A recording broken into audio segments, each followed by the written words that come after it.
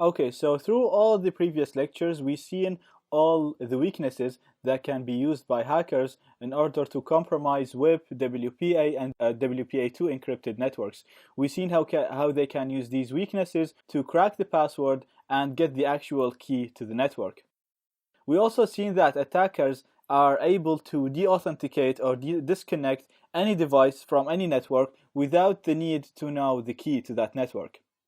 And in the previous lecture, we've seen how we can modify the settings of our routers so that we can increase the encryption of our network, increase the security of our networks so that hackers can't use the attacks and get the password. Now, in order to apply the settings that we talked about in the previous lecture, you need to be able to access the settings page for your router. Now, each router has a web page where you can modify the settings for the router, and it's usually at the IP of that router. So first of all, I'm gonna check and get the IP of my computer or of my device, and I'm just gonna do ifconfig lan 0.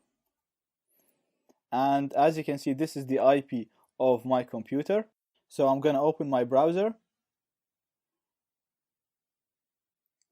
and I'm gonna navigate to 192.168.0, and the IP of my computer was 25.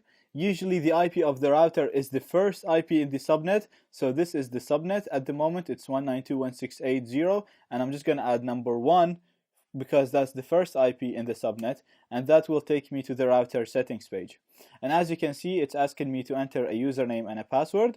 Now, routers come in with a pre-specified username and password. You can check what's the default username and password, and then I highly recommend you change them after that. So usually it's written in the manual. So check the manual, see what's the default username and password, and then you can log in.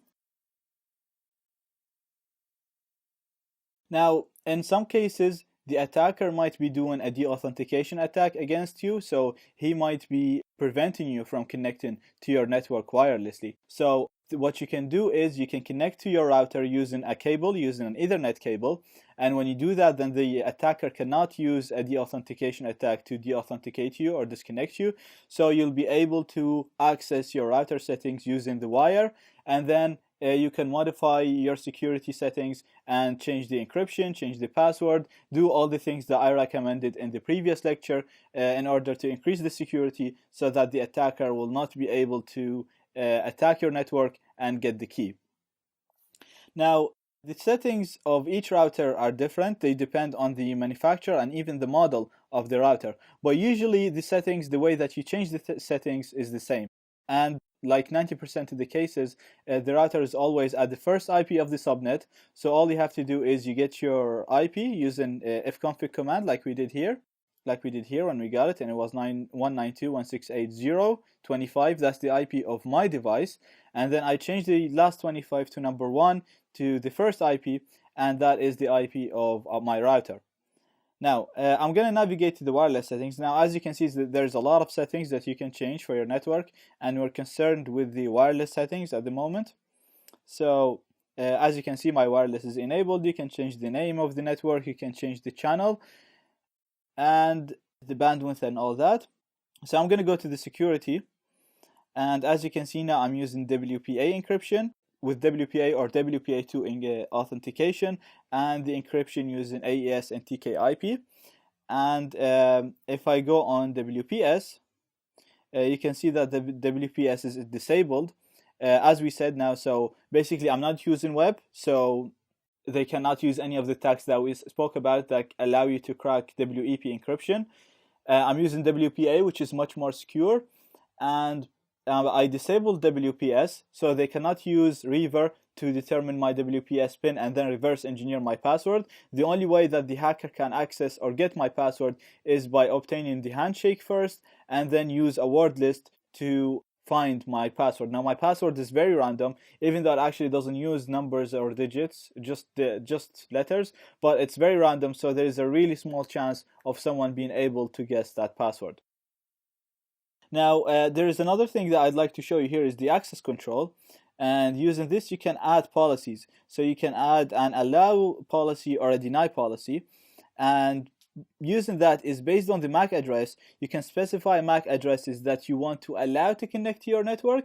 You can also specify MAC addresses that you can deny from your network. So for example, you can just, if you don't have many visitors coming to the house, or if you're in a company with a specified number of computers and you want to only to allow a number of computers to connect to that network, then you can just ask the people, get their MAC addresses, the people that you want to allow, and add them in an allow list.